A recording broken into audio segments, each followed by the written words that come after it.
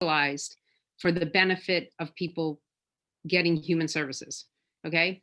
Sometimes it can sound like we're controversial. Sometimes we ask a lot of questions. Sometimes we get people upset. But that's our job, because when I go in front of the FinCom or the Board of Selectmen, I want to believe in what we have decided we're giving the funding to. And I want to know that everybody in the community believes that we've done our work to put that money there. Okay? I just sort of want to make that clear, because I think sometimes we all tend to get a little worked up in what we believe in, and we have to sort of step back. Thank you. I really appreciate that reminder. It's super helpful for me. Okay.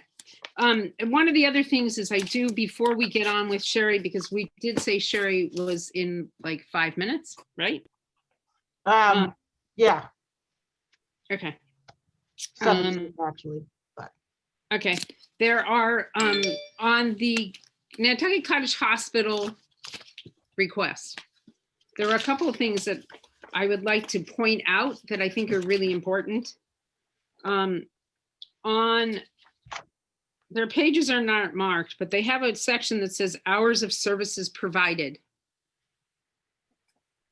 And they put into play there starting fiscal year 14, going through to fiscal year 21.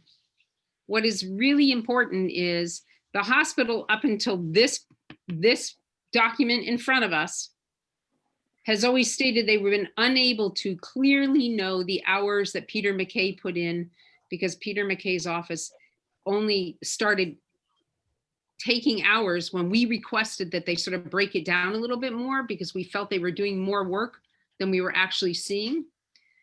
These are now documented hours. I would say that looking at this, because they have constantly told us that from fiscal year 18 below, they had no real data, I would take that data out of this equation, because I don't think that's fair for us to look at. That's my personal opinion. It's just, Brooke? Say again, from what year? From fiscal year 18 back, those are numbers when Peter McKay was running the office, and they didn't really calculate all their hours. We started asking them to give us an idea, because they were doing so much work and we weren't really seeing it.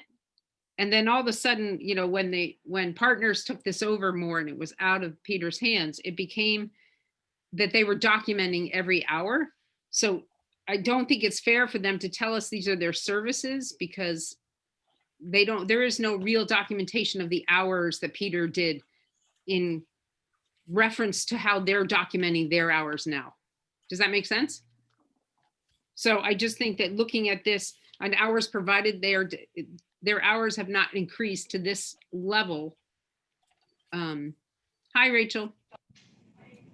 So that's what I'm asking people to look at more. And Rachel, did you hear what I was discussing? Or are you just coming in? No, I'm sorry. I was just coming in. I was in a different meeting. Okay, thank you. Hi, Brooke, can I just tell Rachel what I was doing, and then I'll go back to you real quick? I was going to ask if I could repeat it to see if I understood it. Sure. So as I understand what you said is that from the data in this table from fiscal year 14 to 18 is likely highly underrepresented of the actual hours performed, because for those years, they were saying that they weren't tracking those hours. And so they're likely unreliable numbers, and therefore the stark increase from 18 to 19 may not be accurate at all. Is that? I would clearly say it is not accurate at all. What agency are you referring to? Right now, I'm talking about the document from the Nantucket Cottage Hospital. Okay, that's what I thought. Yeah, hours of services provided. For years, Rachel, as you know, they've always told us they were unable to track those hours, and now they're on here. And they're clearly, they are not correct. And if they told us they didn't have the data to be able to track it, it shouldn't be in this forum as it is. So I was just asking everybody to just really look at what they're doing from fiscal year 19 on. Okay. Okay.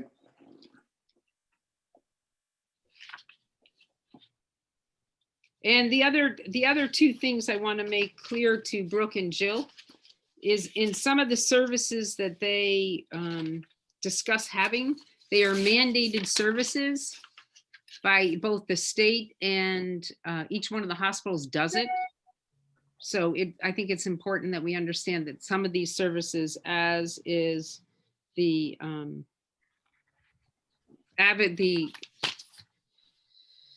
me look, sorry. The healthcare advocates, those are mandated by the state and mandated by the hospital itself. So they're supposed to provide those services. Also, I want you to look at the fact that the hospital has now started seeing patients in the ER, but those are commercially insured patients. So the hospital is getting reimbursed for those patients that they're seeing. Okay. Okay. Hi, Linda. And when do the interviews start? They're going to start in approximately 2 minutes. Got it. So I just wanted to sort of have everybody relook at those. I'm not sure if we got a response yet, Anne, on the fixing of the statement of costs in the awards. Oh, she just told me to fix it. How well, you can't fix it if it's 100, it comes to 189,000, then they have to show us where those funds actually gone. And I sent an email saying that it goes to, I sent out the email she sent me from Sarah. Oh, Yeah. I don't want to touch my screen because I'm afraid I'll lose everything. Yeah, don't. Yeah. But I did Well, send it's out not an up to, email. it's actually not up to us to correct Right. their errors. They really have to make those corrections because those numbers are clearly off by $21,000. So where are But they? you notice if you looked, it was like, she left out a 0. She left out a 0 on the ambulance report, but it comes to 189,100 and I don't know what I have written here. 52.93, and the difference is $21,971. If they can fix Do that, you want me to read the email? sure. But she said, sent an It says email. the FY21. It says the FY21 column is meant to reflect the grant we were awarded that year, which should more accurately read social worker, 48,336.47.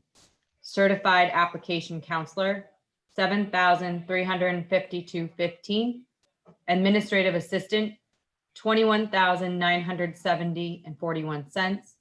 Additional clinical support, 23,464.31 cents. Ambulance funding, $110,000 for a total of $211,123.33 cents. The FY22 ask column is correct. The total ask is $211,123.34 cents. Please accept my apologies for this error. Okay. I still want them to send it to us. Yeah, I agree with Dorothy. It's their mistake. They should retype it and send it in to us and ask us to, supplement their earlier request with it. Okay, so you want them to amend that page of the? Yes, please. Okay, Anne, can you do? Yeah, absolutely. Just that graph. That's the only thing that needs to be, Correct. Yeah. Okay. all right, so I can admit Sherry? You can admit Sherry.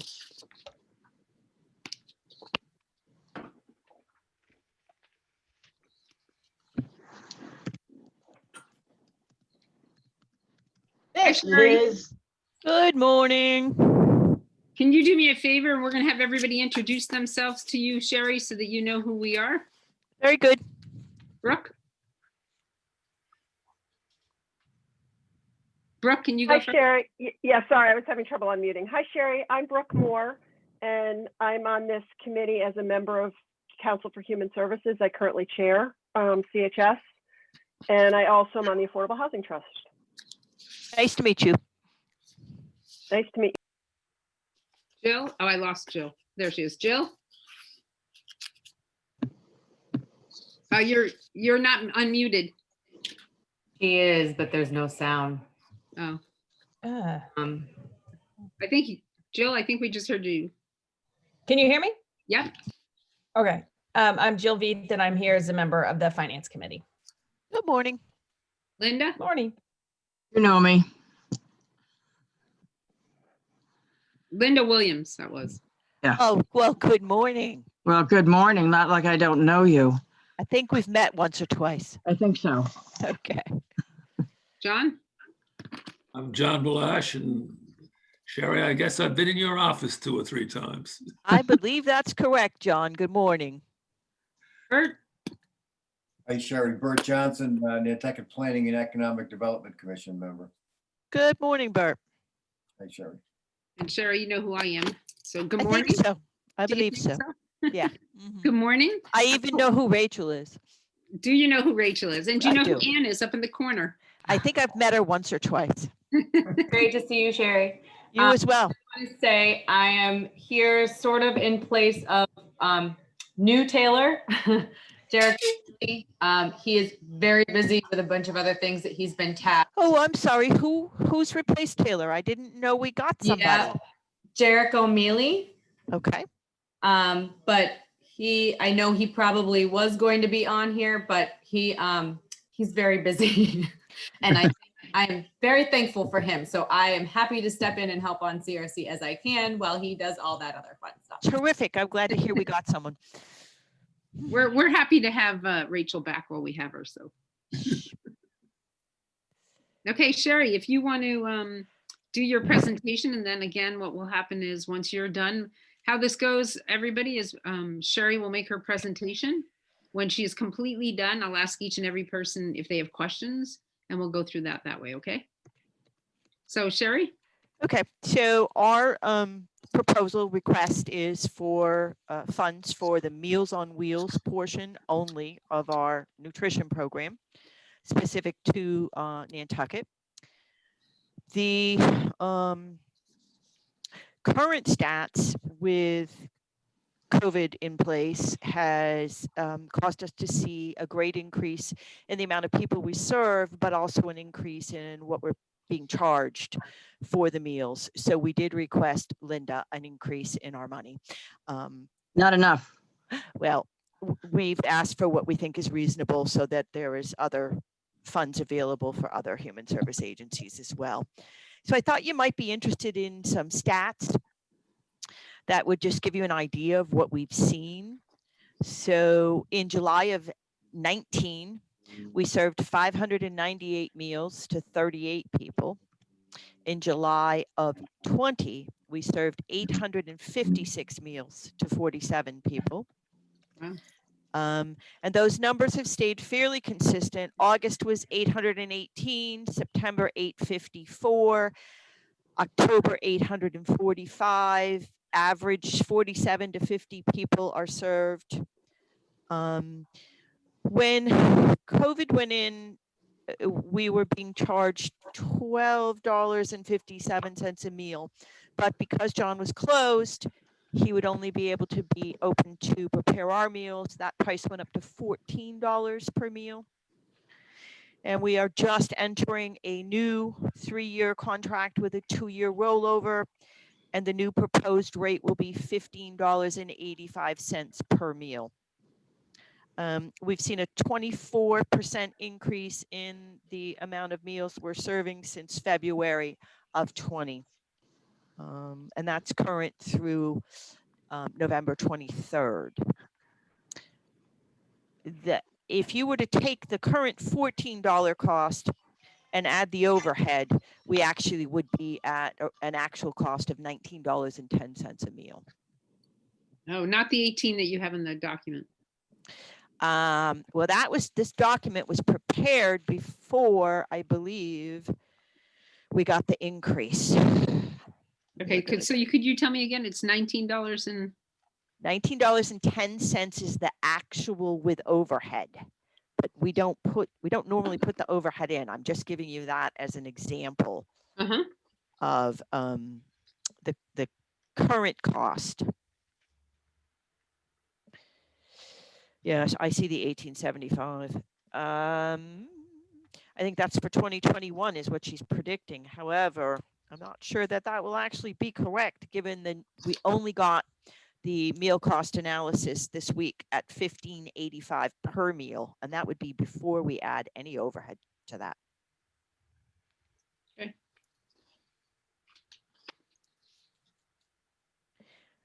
And of course, at that current, there are no, there's no senior dining. But we don't generally ask for monies to do with that. So that's not included in these figures. It is strictly Meals on Wheels. And that's really all I have. I think you guys have heard me speak multiple times, so it doesn't change much from year to year. This year, it's just higher numbers and more people served. So Sherry, I'm just going to ask or put something in there with the increase in the cost of your meals, Mhm. your increase in requests averages, I mean, it's basically the same amount of a request towards this meal when you look at the cost of the increase of the meals from previous years. The $20,000 request Yes, is about what equal to, if not less than, the 18,000 with the increase that you've had in the cost of preparing these, of the meal costs. that's correct. Yeah. Okay. Okay, Brooke, do you have any questions? None at all? Jill? Linda? Nope. Bert? How many people do you serve now with the Meals on Wheels? I didn't hear the number in the beginning. Currently for the month of October, which are the latest stats I have, Bert, it was 47 people. And are you able to have enough drivers now with COVID? We've done really well. So many people in this community stepped up because they weren't working and have volunteered for us until they went back to work. Some have been able to stay on depending on how their work at home was able to be managed. And we really, I would have to say, we have not struggled with drivers, which has been a relief. We have new deliveries plans because we don't enter anyone's home because of the COVID. So we did set up a whole new delivery system. You know the deal, Bert, you delivered. Now we bring the food directly to the home. We have a place outside of the home we can leave the food. And then we call the individual and say, we're here with your food, so we can see them come to the door and pick it up. That way we never enter the home. Good. I was just going to ask you that about whether you're being able to have the contact that you were having with deliveries. But some folks, if they're not able to get out the door or come to the door, they'll come to a window and wave to us, so we know that they're in there and they're okay. Okay. And it's worked out very well. Good. John? No questions. Okay. Did I ask Linda? You did. Yes. Yeah, I was just concerned about, because one of the things we've talked about for the last several years is that sometimes the only point of contact some of these shut-ins have is with the Meals on Wheels people. And being that we can't have that level of contact with them to ensure that they're all right and everything else, I was just, I've been concerned about that for obviously 9 months now. But at least you're having contact with them by phone so they know that their food is there. Correct. And we see them. A lot of them will come to the door so that we can see them. Great. I'm going to let Brooke talk, and then I have a couple of questions. Brooke?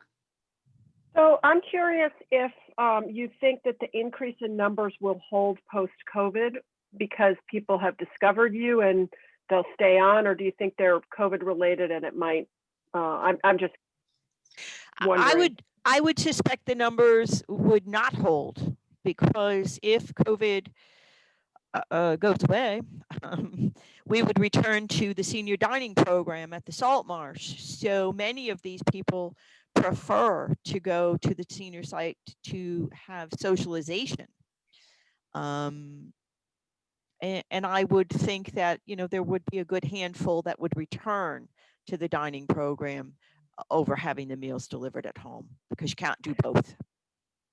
So help me with the math. Does your request cover the increase, the temporary increase, or are you just using the funds that you had available for the in-person dining to cover those folks while they're being in the Meals on Wheels instead?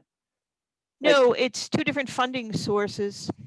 So our request is strictly based on Meals on Wheels. We don't include senior dining in our request at all. So no, we're not anticipating, that the funding's coming from senior dining over to meals, if that's what your question is. I guess my question is, are you asking enough to cover the increase for the remainder of the time people are home? Obviously, it's a shorter, it'll probably be over by the fiscal year anyway, hopefully. One would hope, So- but yes, we feel like we're asking for enough funds. Okay. We do request funds from every town that we serve, so.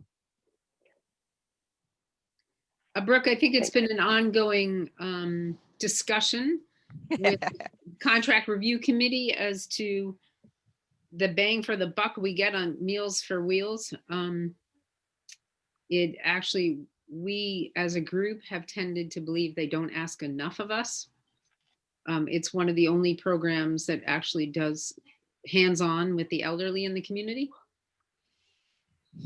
But Sherry's a really tough nut to crack, just for the record. Don't tell everybody that, and then they'll try harder. So, Yeah, we feel that, we are grateful for what we do receive. It does assist us with our programming, but there needs to be funds for other human resources as well. So we're more than happy with the increase that we've requested. I've also told you you're never retiring, so get over it. Oh, hush, because trust me, it's on the forefront, honey. No, it's not. but what's interesting, everybody, is if we looked at the numbers they originally gave us in the original without this increase that we're seeing now, is that basically the program costs about $154,200 to provide to the Nantucket community. Our contribution is about 12.9% of that budget, which is not a large amount. But for what they provide, Sherry, I know that it is vital to so many people. And I'm glad to hear that you're still having some contact. Are people still reaching out for the other services you provide through, because of their constant The contact? home care? You Sure, mean our home care services? Yeah, everything else. Are they still reaching out as? Yes, we've never stopped providing the home care services throughout the entire pandemic. So we still have people in their home receiving 24-hour care. We still have people who are getting weekly shopping or laundry, whatever their specific needs were prior to the pandemic has continued. So yeah, I don't see a lot of new people on the forefront, but that's not really surprising at this point. Some people are still hesitant about wanting someone to come into their home. So the hospital still maintains contact with me as far as referrals. I received 3 this week, different people Good. that I'll be, working through and seeing what we can do to help them. Okay, good. We are also getting ready to do the 17th year with Sea Grill, who does a home cooked, hot delivered Christmas dinner. So I'm working on that with the Harveys at the moment, and we will be doing that again this year on Christmas. And that's a program we do every year with, like I said, 17 years, but there's no charge to folks that receive it. I'm glad to hear that that program is still going to be going, considering they've closed early. Yes, So that's they made sure they reached out prior to closing to let me know that this is still a go ahead. So they're an unbelievable family. they certainly are, and we are blessed to have them in this community. Yes, we are. How many of Does any- how many of those Christmas meals do you have to do? We've done over 100, 100, wow.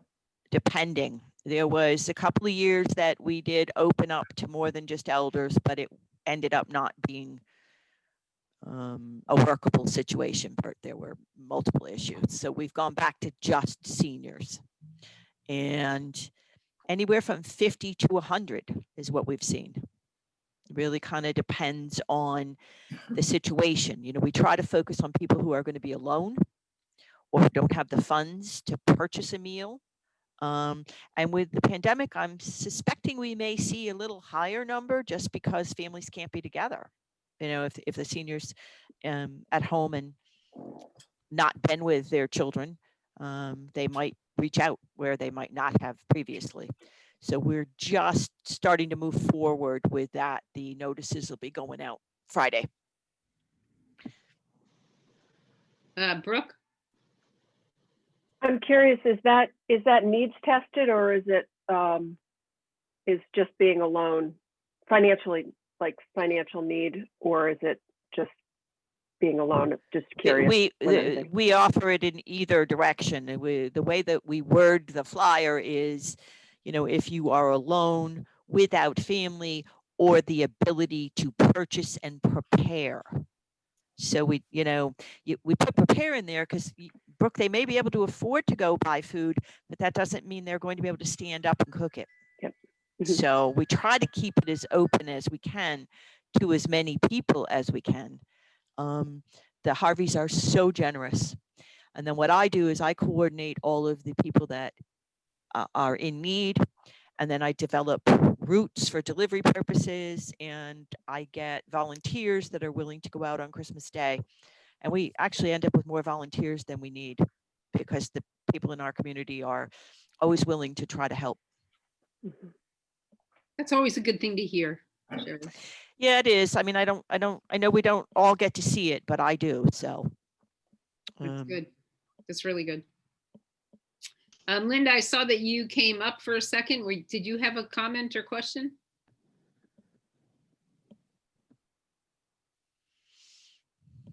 I gather not. Okay. Does anybody else have anything they want to say to Sherry? Any questions for her? Brooke, you're fine? Jill? John? Fine. Bert? Keep up the good work, Sherry. Thanks, Bert. I appreciate that. Linda? I'm fine. Okay. Sherry, thank you very much. Again, we will emphasize that maybe you need to ask a little more. Thank you. Okay. I appreciate the support from all of you, and I wish you all a wonderful holiday. And do us a favor and stay healthy. I am certainly trying. Good, good. Thank you. Thank you. Bye now. Bye.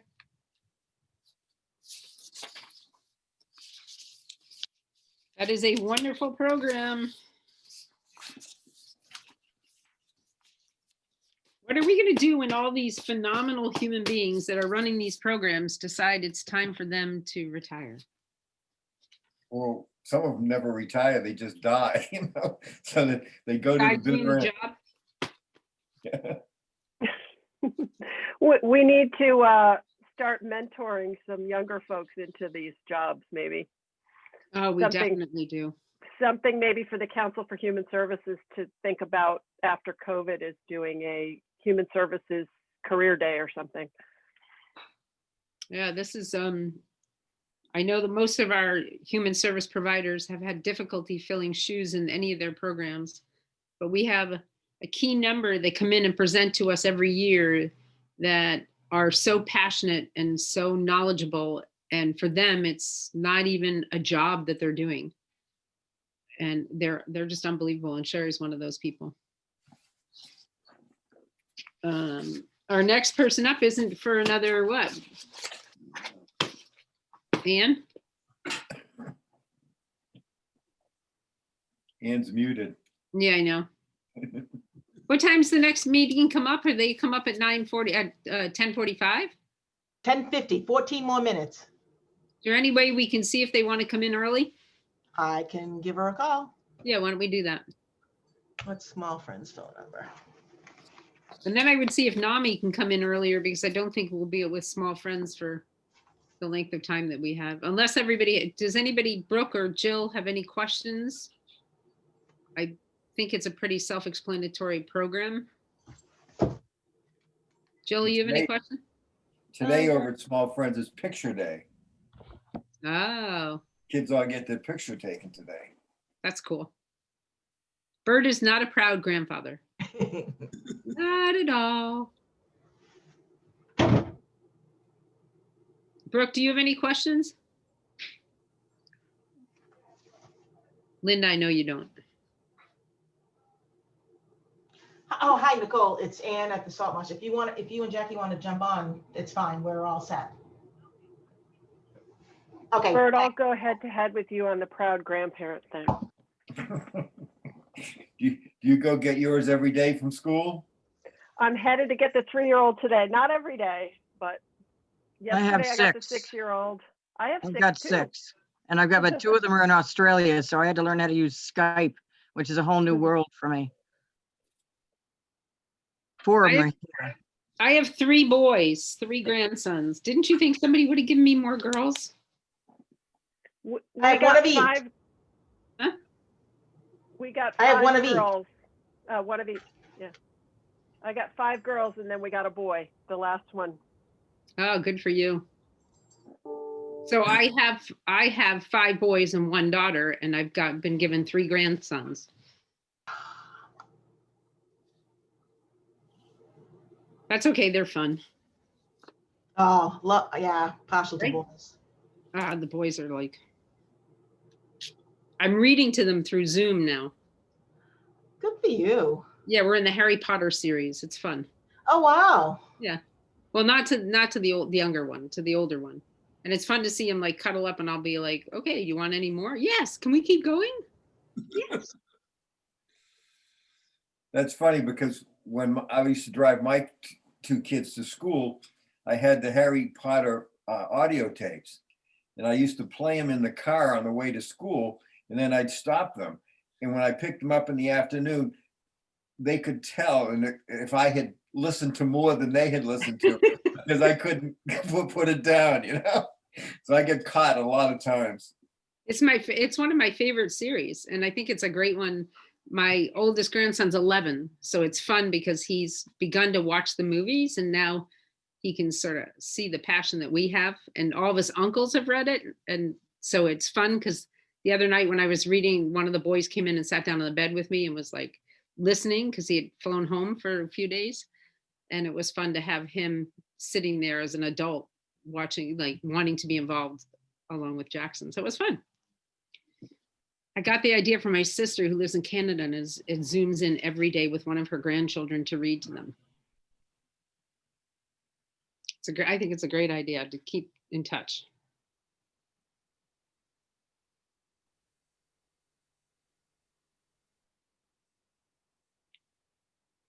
John has a grandson that plays music and he's not talking about it, but he's very proud of him. Well, I don't know much about his music. What I know about electric guitars is you could put in that much. But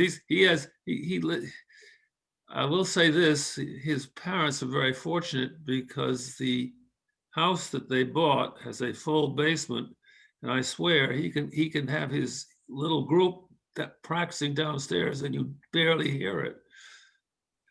And he's got amplifiers that'll blast ears off you. He was doing some program you were telling me about, the It's driveway band or something. It's called the School of Rock. And the School of Rock is a franchise operation, has at least, there's one in Norwood, I think there's one in Stoughton, but it's apparently all over the country. And it's basically, they have venues where people who have musical interest, essentially in the the rock type band, can come to a facility where they can meet other people, and even in this pandemic area, they can set up enough so that they can even go and practice at those sites on site, in addition to what he does at home. That's cool. I think we're getting in small friends. It looks like they're muted, but they're there.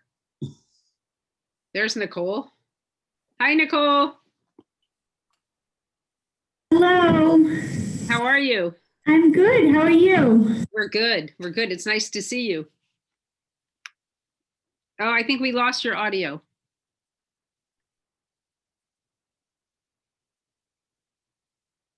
I can't hear you.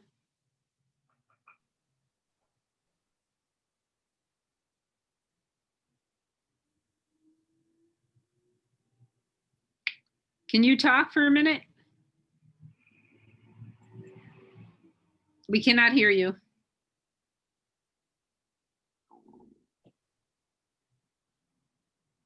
Sometimes just logging out and logging back in will fix that.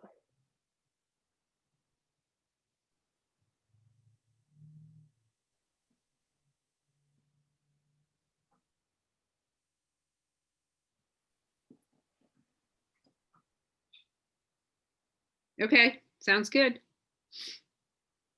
She's logging out to log back in. Oh, you all saw it. Yep.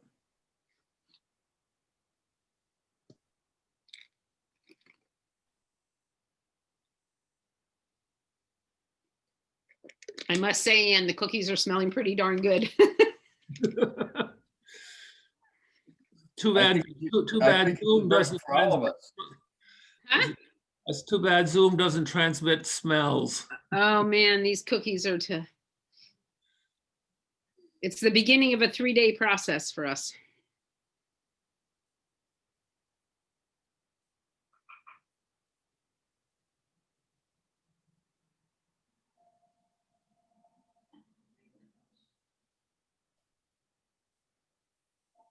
Okay, can you hear me now? We sure can. Welcome, Nicole. Okay, thank you. It's nice to see you. I'm going to have everybody introduce themselves so you know who's here, okay? We're gonna Great, yep, and Jackie should be joining also. Okay, we're going to start with Brooke.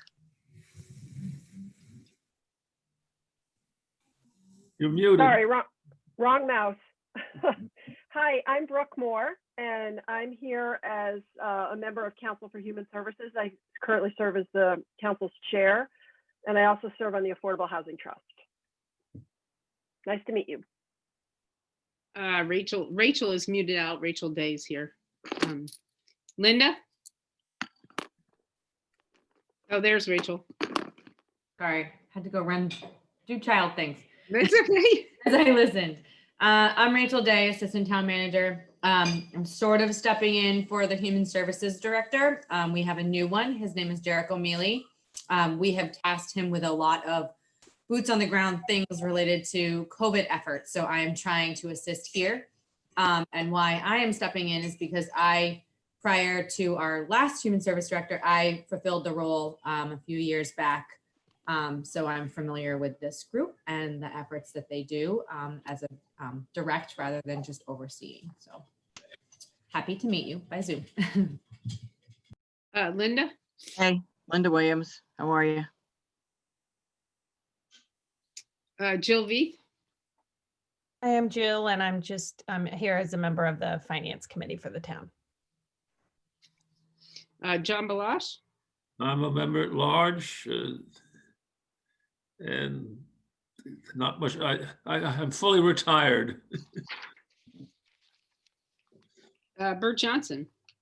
I'm a member from the Planning and Economic Development Commission. And I see you every day at 3 o'clock, most days. And Nicole, you know me, I'm Dorothy. So welcome. Yes, thank you. Thank you all. If you would give us your presentation and then we'll ask our questions. Sure. Okay. Yep, so our proposal is for. We just lost you again.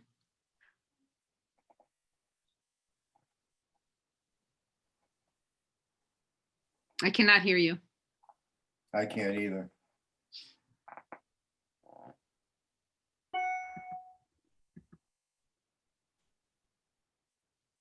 Must be nice to have 2 computers, guys. Mm. You don't, I don't either. I've got a computer and an iPad. So There you go. In the When one office, I fails, I usually have have my another. normal computer, my laptop, and my iPad all going at the same time. My only problem is here right now, my personal laptop has died, so I only have 2 going, but it's not as fun as it looks. I just have all the papers. I don't have a computer to bring everything up on.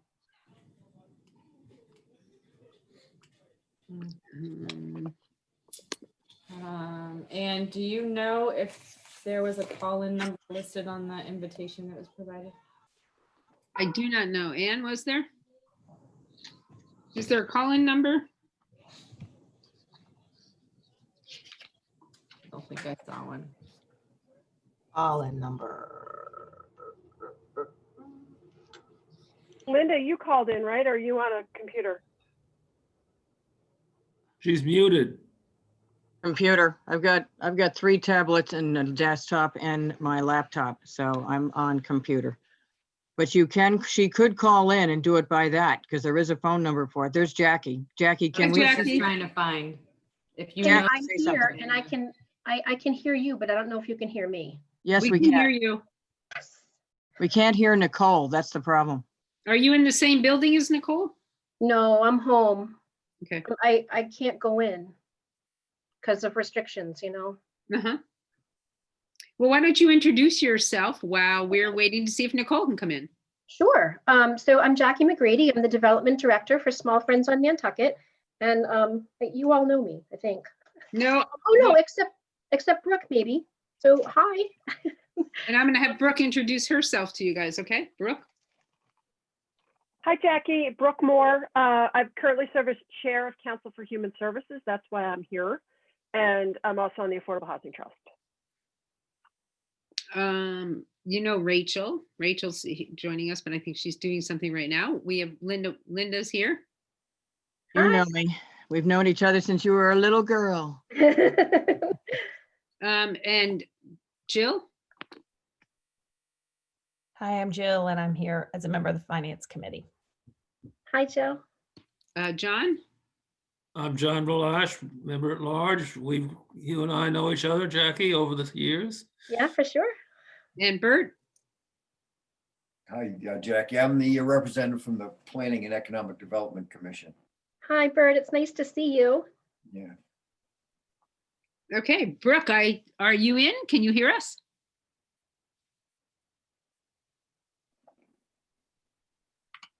Brooke, Me? can you hear me? Talk about Nicole. I mean, Hey, Nicole.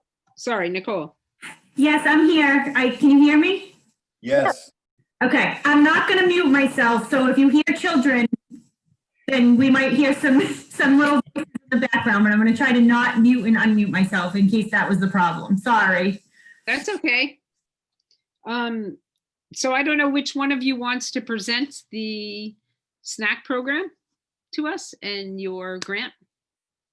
So you want to hear about the snack program first or the extended day first or both together? I think that you should start. Why don't you start with the snack and then go into the extended day? Sure. Nicole, did you want to talk or do you want me to? Go ahead, you can start. I'll jump in if there's anything. Okay. So Small Friends on Nantucket offers a healthy snack to all of the children twice a day. And the snacks have been they went through the USDA process to make sure it's a balanced snack. So it could be like milk and cereal or a piece of fruit and a bar or something like that, you know, a little cup of fruit and a bar, something like that. A snack program is supplemental to the lunches. So the kids bring in their own lunches and then we give them a supplemental snack twice a day. It's included in the cost of the tuition. We're asking for $3,000 to help pay for the snack program. It won't pay for the whole thing for the whole year, but it will be supplemental aid for the snack program. I'm not sure how much more you want to know.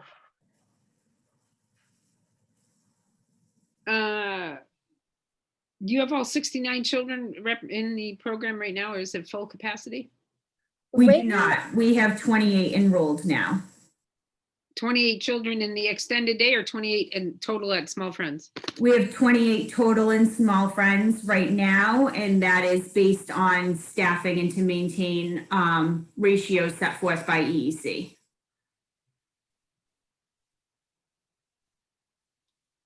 We were at 69 prior to the shutdown due to COVID. We were, Small Friends is always basically at capacity. We have a waiting list.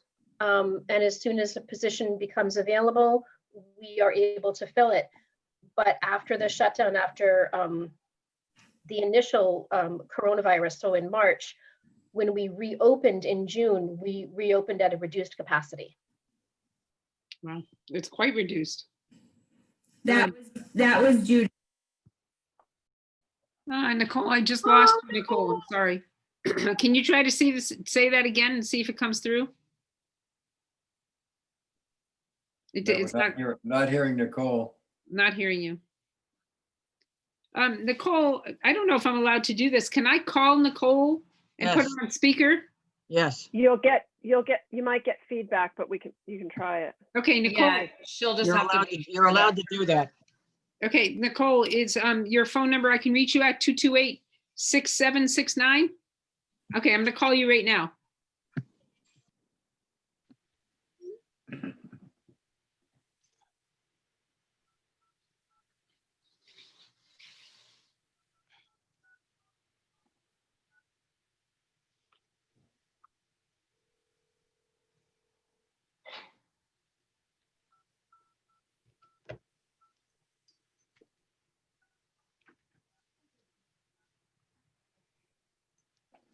Says I'm calling Jackie. It's the same number. Well, except now, because I'm at home, but Hopefully you can hear me now. I can hear you. Can everybody else hear her? yes. Yep. Yeah, Nicole, you might just need to mute and only listen through the phone so there's not feedback. Yes, So I muted my computer, and then when somebody else responds, I'll unmute it so that I can hear all you. Sorry, technical difficulties. So I just want to clarify the reason why we are at a reduced capacity is due to more than half of our staff did not return when wow. we reopened the center. Did they not return because of COVID concerns? It was various reasons, but yes, due to health reasons, childcare reasons, there was many, but more than half of our staff did not return, which is, we enrolled 21 based on our staffing, and most recently was able to open another classroom with 7 children, so we are now at 28 children. And that is truly just based on our ratios due to staffing. Okay. Well, some of those people probably had kids that had to do homeschooling, and that just messed up everything. Yeah, this has certainly put a strain on many families, and we're certainly seeing it here at the center. Okay. Brooke, I'm gonna let them to finish their presentation to us, and then we'll go on. We'll take questions then, okay? Go on. Sorry, Nicole. And yeah, there we are.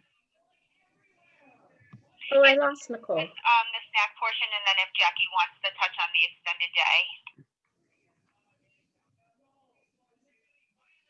So unfortunately, again, due to staffing concerns, we are not operating the full extended day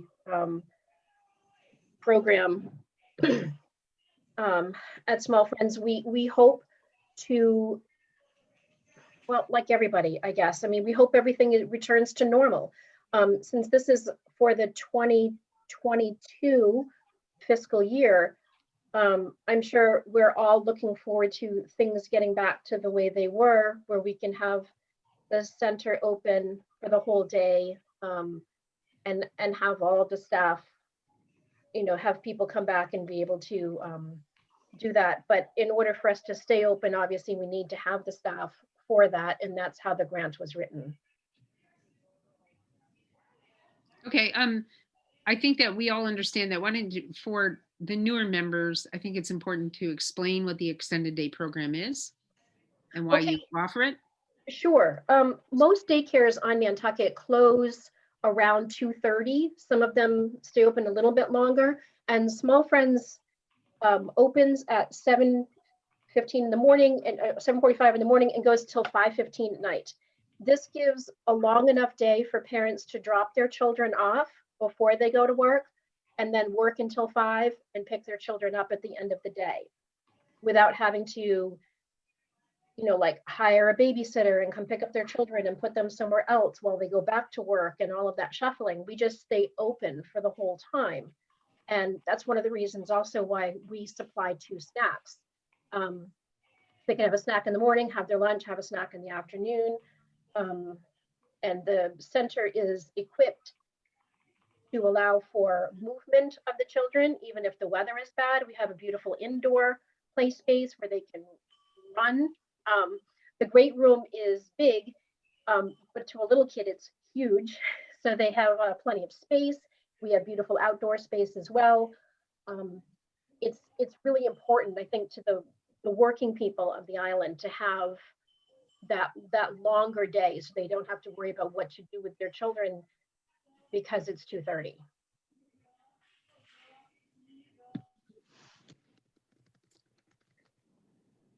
Nicole, do you have anything you want to add to that about what this funding actually, pays for as far as the grant request? Sure. So a portion of the funding goes to purchasing snacks, and a significant amount of the funding goes to cover the staff's hourly wages or salaries that they work from those extended hours. So it takes approximately 9 teachers or so to be able to staff the building from 2:30 to 5:15 for that amount of children. So a significant amount of this funding goes towards covering those fees, which is significant for us to be open those extended hours and pay staff for those additional 2 hours and 45 minutes. Okay. Do either one of you have anything else you want to add to this before I open up for discussion? I would just add the importance of being able to have your child in a safe, quality, licensed early childhood program for extended hours so that you are able to work, in an 8 to 5 job, essentially. It is important for families to know that their children are here and they're well cared for and they're educated. All of our staff are first aid and CPR certified. So it's a reassurance for families to know that their children are in a safe place that they love to be at, and that they can do their work without having to worry about their children. Okay, I'm just going to ask before everybody starts, just one question. How are you seeing staffing in the future? Do you think that you're going to be able to fill those vacant seats? We're certainly trying. We're doing our best. We do have some assistant teachers that have potential to be teacher certified, which is great. It's not only great for them to grow professionally, but also allows us to grow the center and our enrollment in the center. So we are definitely hopeful that we will be able to fill open positions and thus in turn re-enroll children that are interested in returning. Cool. Okay, I'm going to start opening this up, okay? Unless Jackie or Nicole have anything else they want to add. No? Okay, Brooke. My question is sort of outside your actual grant request. It's just a general question about operations, and it's sort of a passion of mine. And that is, I'm curious how you guys handle communications for folks whose primary language is not English, in terms of your coordination with parents and families. Is that something you focus on, or do you have materials in other languages? And I realize it's a little unrelated, but it's something I'm going to ask everybody because it's a passion of mine. Sure. All of our materials right now are in English.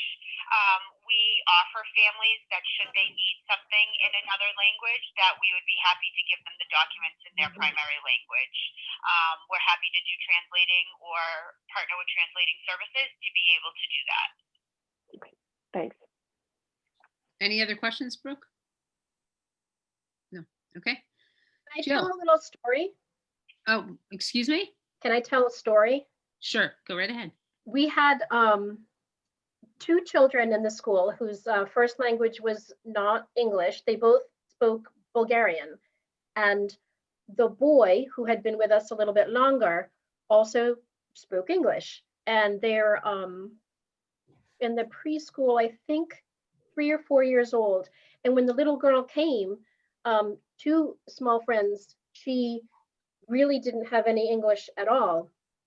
So we put her in the same room as the boy, and it was amazing. remarkable the way he was able to communicate with her and help translate things back for her. And within 2 months, 3 months at the outside, she was talking with her teachers in English. And I know that that's not really your question, Brooke, that you want us to be able to be open to have everything presented in the native language of all the people. But the kids are amazing and they learn so quickly, and they were helping each other. We would ask him to, please tell her to put her lunchbox on the shelf. And he would turn to her, and the funniest one was when I was in the room, and he turned to her and very slowly and carefully looked at her and said, "Put your lunchbox on the shelf." We said, "No, you have to say it in Bulgarian." Oh, he switches right over. And but yeah, so the kids are great. The kids are teaching each other as well. Cool. Good story. Jill, did I get to you? No. Not yet. Okay. I guess I don't really know how Small Friends works. So are all the students fee paying, and this is really just allowing them to stay longer, and or is this just targeted at the kids who, I don't know who's subsidized or not, so I just wanted to understand some basic information. Sure. So we're a licensed child care program through the state, the Department of Early Education and Care. We take children at 6 months and we go up to 5 years. Our license capacity is for 69 children. That's the max amount of children we could take. Originally, after COVID, we had reduced capacity due to regulations. Now we are able to re-enroll back up to our full capacity as long as we can maintain the social distancing aspect. Again, we're not at that point because it is based on staffing. Right now, all of our families are 100% fee-based, which they pay a full tuition rate. We don't have any subsidized families right now, but we certainly have in the past. And what is the rate? It varies based on the age. So for, we have kind of two. We have our original rates, but now due to COVID, we have a different rate. So I'll give you those. Our infants are at $358 a week. Our toddlers are at $337 a week, and our preschoolers are at $325 a week. And those are our COVID-19 tuition rates right now. What were the rates before then? If we were not in COVID, we would be at $425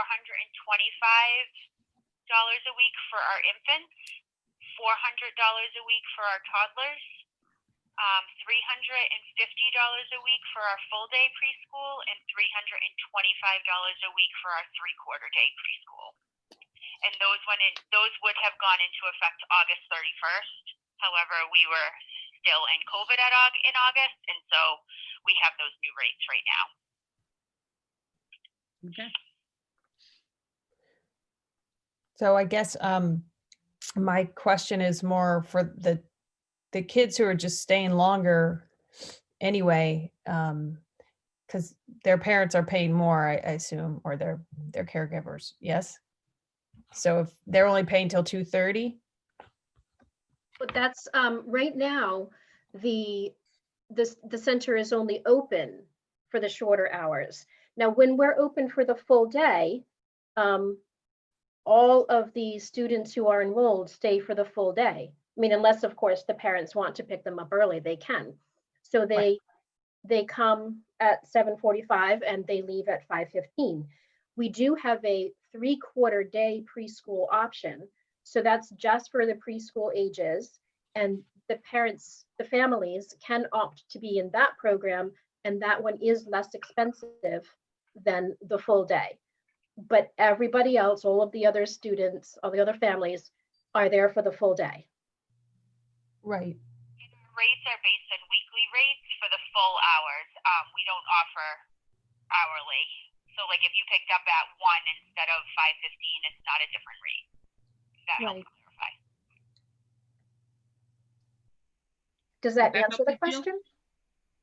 Yeah, I guess I'm sorry, I'm new. I No. didn't, my kids weren't born here, so I didn't experience Small Friends, although I've heard so many great things about it. So I guess I understand the $3,000 is going for the snack program, but then what is the $12,000 actually going towards? Is this, that's kind of something I just don't think I understand, since again, it's a fee paying service.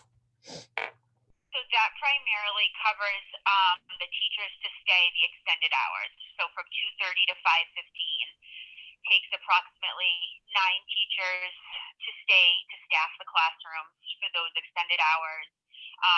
So say, I mean, it's 2 hours and 45 minutes, so 3 hours. And then if you take an average hourly rate for an employee, we just took an average of $17 per person. That helps cover that supplemental cost in addition to the snacks. I'm also wondering if what you might be thinking Not is, cover since our Hold on, operating Jackie. costs or our staffing costs. So this is to help supplement that in the budget. sorry, That's okay. I didn't mean to step on you. Oh, go ahead. The part of it might be in budgeting, the actual sort of financial piece of it that isn't clear right away, which is what the families pay in tuition doesn't cover the cost of having the center open. So even though it is fee-based and they do need to pay to have their children there, it's not enough money to keep Small Friends open. So we supplement the tuition with grants. We also have an annual appeal. We Yeah, you have the we have fundraiser in the summer. fundraisers. Yeah. Yeah, but then of course the fundraisers are Not doing great. like this everybody year. else. They're not as fruitful as they had been. So the tuition is well, I think our goal in our business model is for the tuition to cover most of the payroll if we can. But then of course you have mortgage and electric and water and everything else. But that's when we try to balance it out. That's what we're trying to do. But there are still a lot more expenses. So I don't know, Nicole might know this a little bit better off the top of her head, but I think that the tuition right now is 60% of the operating cost. Is that about right, Nicole? I would have to go through. I can say that we're about, for payroll and what we receive in tuition, we're about $6,000 to $8,000 off of tuition covering our payroll costs. And I can get you more close numbers, but that's just, kind of roughly off the top of my head. I think also maybe Jill, even though it's fee-based, I think it's important that when they are at full capacity, some of the children come to them through, if I'm correct, through DCF. Am I correct? And some do not come at paying full tuition? We do have voucher slots. We do accept voucher slots. We're the only childcare center on island that I know of right now that accepts vouchers. We do not have contracted slots through DCF, but yes, we certainly would enroll a DCF child if we had an opening. And yes, that would be a subsidized slot. Correct. And that subsidized slot does not pay at the full rate. Am I correct? Correct. Okay. So I think that's important because when they are at full capacity, we have to look at that as being in the equation for them when they talk to us about the fee-based. Reimbursement rate is much less than what our full paying families pay. Correct. Right. Okay. I just wanted Jill to know that. I think that that's important. I agree. Thank you. And Brooke, I'll get to you once I finish with everybody else. Jill? Well, so I guess my larger question, and again, it's because I'm new and this will hopefully help me going forward. Why do you only charge the fee at 60% of the operating costs? Is that just because that is the limit that these parents can pay for their little ones to come? Most of them can't afford it. Linda, There's a couple reasons. One is that we are a nonprofit and our mission statement is really to be accessible to families. The board did approve a rate increase for tuition last year, which went into effect in August of this fiscal year, which was a significant increase for our families. And we do not want to, for a lack of better terminology, outprice ourselves out of the market. We did a cost comparison of childcare centers on and off island, and it was important for us to stay with our mission, be able to raise our rates, but still make them affordable for families. And for them, for tuition rates to cover operating, it would be out of the reach of many of our families. We have many families that work more than one job just to live on the island and stay afloat. So we certainly wouldn't want to make our tuition prices out of the reach where they would be unable to have their children attend. Okay, thank you. But I think the cost analysis was very interesting in where our rates were originally and what other providers were paying on and off island in comparison to Nantucket, taking in the cost of living and all of those dynamics that drive that rate. We realized that we did have some room to increase our rates, which is what we did for effective this August. Okay, Definitely thank you. helped bridge that Thank gap. you so much. That's not totally directly related to the grant, but I just wanted to understand the organization better. I appreciate that. Thank you. Yeah, thank you. okay, John, did you have any questions? I don't think so. Bert, No, Linda? Linda? Nope. Hey, Brooke, you had a question? No, got answered? I'm good. It got answered. I mean, basically what I was going to say is, you know, they could go through a model of charging their full cost and then scaling based on a family's income. And that's a whole other layer of complexity, like offering scholarships or something. I think what you're doing is offering the same tuition across the board and then supplementing through this and probably, you know, fundraising from parents who have capacity as well. So. Yeah, we do have the fundraising, and in the past, we've had some great events that have really helped to supplement the income to the center. This year, they didn't bring in as much money, but we're looking at new ideas for the future. So we continue to have our fundraising events help to supplement as well, because we really don't want to raise the tuition that much more. I mean, the whole idea, the Small Friends mission statement is that we provide high quality early education and care that's accessible. You know, we want people to be able to have their children here.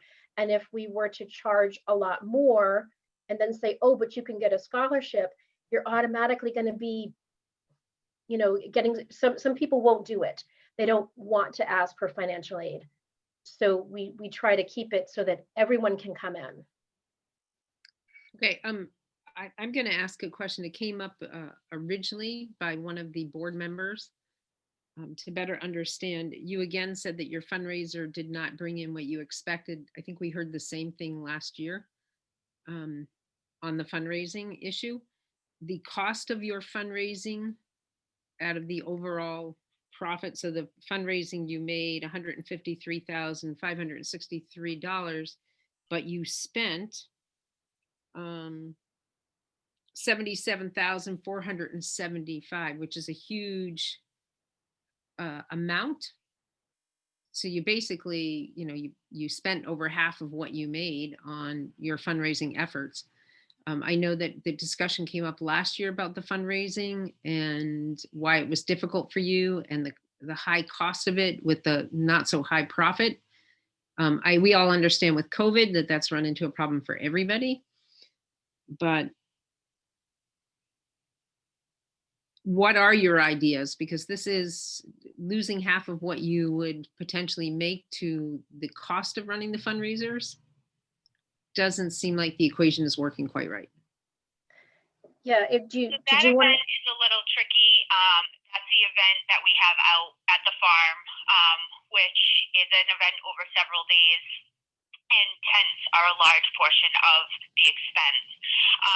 That year specifically, last year specifically, it rained unexpectedly a few days, which we needed to get another tent right away, and which obviously is expensive. We had to have a ramp with carpeting because it was muddy and was a danger and a hazard. So last year we kind of had some obstacles that we didn't expect to come out of our expenses.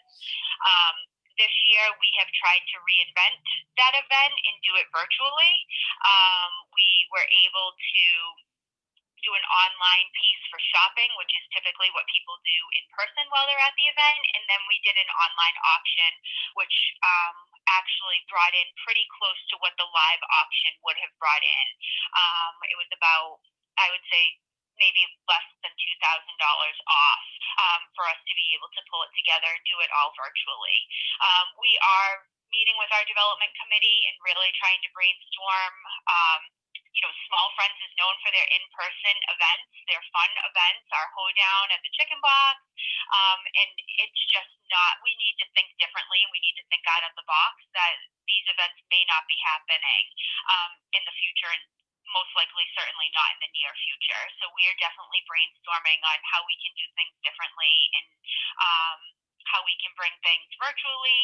And one of the important things I would note about the Art and Artisan show that was done virtually this year is we were able to reach so many more people because anybody could join on virtually and anybody could access the auction virtually as opposed to needing to be on island for the 4 days that we offer it live.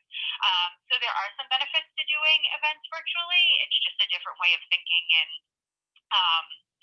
really, again, just trying to think out of the box on how we can do either these events, the same events we've always done, our signature events virtually, or coming up with something completely new and different that will raise some significant funds for the school. Okay.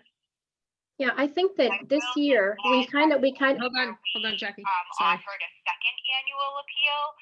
So typically we send out our annual appeal for the year once, and this year we sent out a second annual appeal to just let people know that we weren't yet at goal and that we were working hard to try to get to our goal. And that second appeal brought in enough funding for us to reach our goal and even a little bit over, which was exciting for us.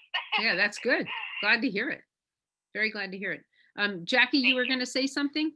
Yeah, just about the Nantucket Art and Artisan show, which has been funding Small Friends for 30 years. Mm-hmm. Small Friends has been in existence for 32 years, and the art show has been an important part of our fundraising for 30 of those years. There's a tremendous attachment to the show, not just by the school, but by the community. People look forward to the show. There are artists who have been with us for 25 years. Actually 30 years with one of them has been with us for 30 years. So we want to be able to continue to have an art show in some way. The reason the costs have been so high in the past, as Nicole said, is basically renting the tents.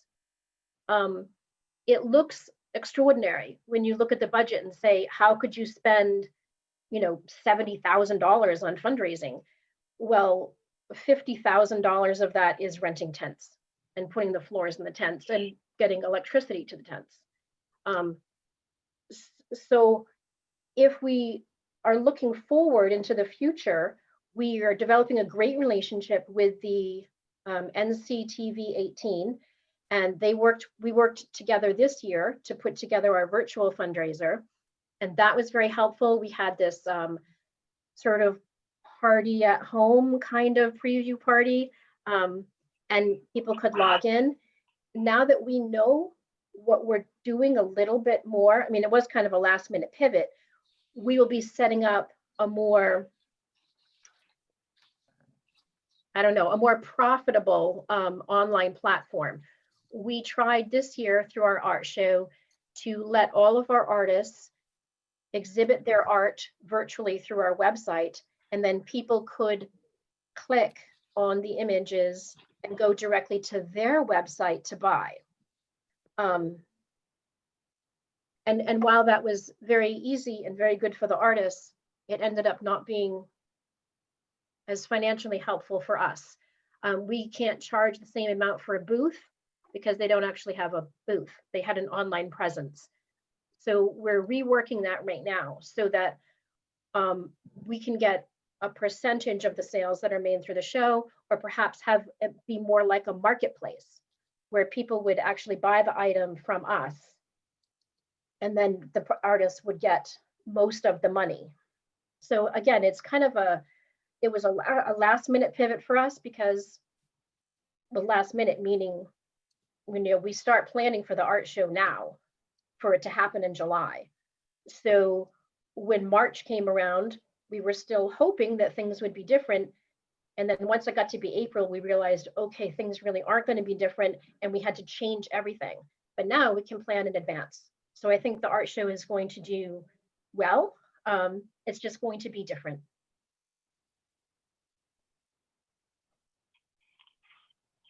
Okay.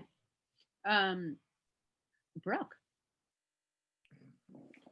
Thanks I think it's really important to understand what that overhead was for, because I was working on the Island Fair last year, and the amount of money that goes for tents for the Island Fair, it's an extraordinary expense. So that's super helpful. And I also just want to comment that I love the fact that you're reimagining. You guys aren't in the business of e-commerce. You're in the business of childcare. And I think it's pretty hard to ask nonprofits to fundraise in a way that makes them basically operating a double business model. I just wanted to point that out. It's a lot of work.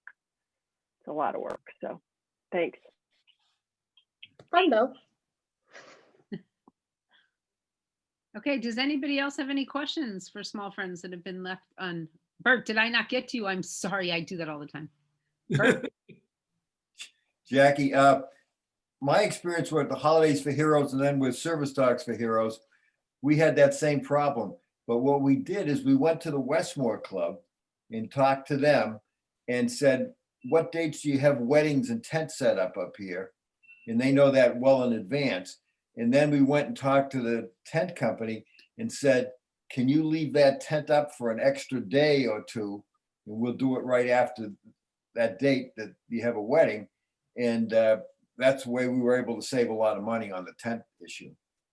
Oh, that's great. Thank you, Bert. We have not tried it from that angle. We tried a similar thing from a different angle, which is we approached other people who use Bartlett's Farm and use tents at Bartlett's Farm to see if we could back our events up to one another so that the tents could just stay up, and we could go from I think it was the antique show. No, it was something else.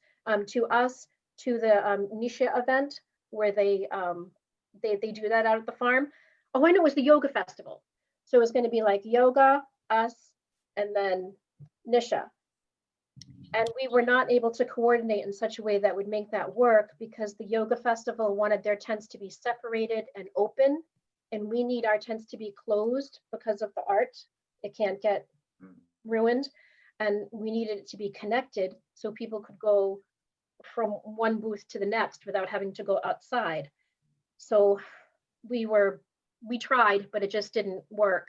And then the Nisha event is smaller, and they really just wanted one tent to have like a meal.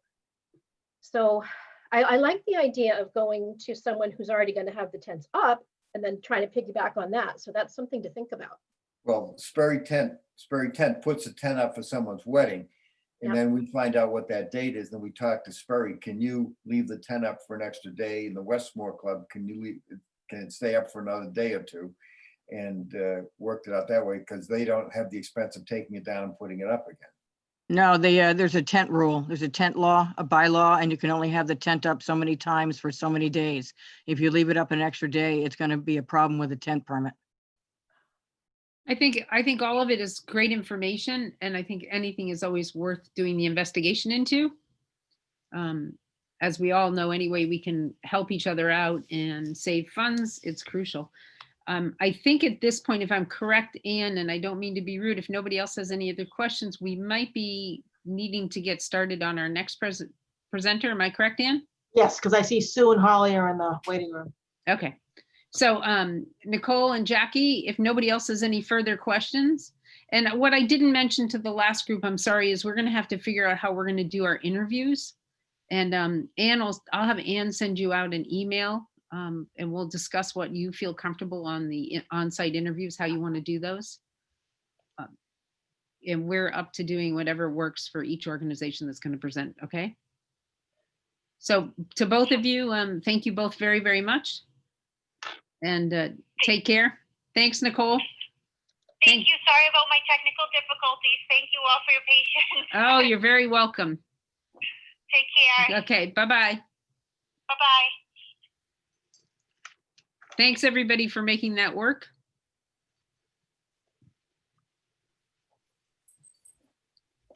Who did I lose? Nicole, gained somebody. Nicole and Jackie. You got a new person. I think I have two windows Yeah, that are new. Holly and Sue. Hi, Sue. Hi there. How are you? I'm good. How are you?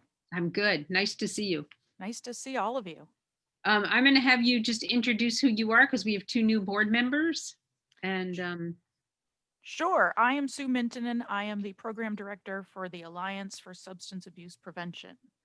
I'm waiting for Jackie Lane, who should be coming in.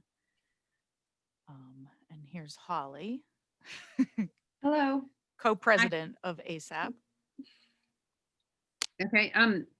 Holly, if you could just introduce yourself, and then when you introduce yourself, we have new board members. We'll have them introduce themselves. Okay, I'm Holly McGowan, and I am co-president of the Alliance for Substance Abuse Prevention. Okay, I'm going to start with Brooke, and I understand, Holly, we've been told we have one other person that'll be joining us. So when they come in, we'll have them introduce themselves as well. Okay. Hi, I know Sue. And Holly, hi. I'm Brooke Moore, and I'm here in my role as Chair of Council for Human Services. And I also serve on the Affordable Housing Trust is my other thing I do. I think you all know Rachel by now. So I'm not going to have her do the formal introduction. Jill? Hi, I'm Jill, and I'm here as representative from the Finance Committee. Linda? Linda Williams, you know me. Rachel, you were going to say something? Yeah, I was just going to mention, I'm here mostly in place of the current new Human Service Director. If you're not aware of who that is, it's Jarek O'Mealy. He's been tasked with other things that are very boots on the ground, active related to COVID. So I'm trying to assist and step in as needed. I believe I am still potentially technically part of the ASAP board as well. So I am only just in staff listening mode anyways. Okay, John? John Balash, I'm a member at large. Holly, I know you, but I don't think I know you, Sue. No. Retired. I think you actually met Sue last year, but her hair was down. Oh, that could be it. Yeah. Yes, I do think that's what it was. Bert? Bert Johnson, the representative from the Nantucket Planning and Economic Development Commission. And I remember everyone from last year. Linda?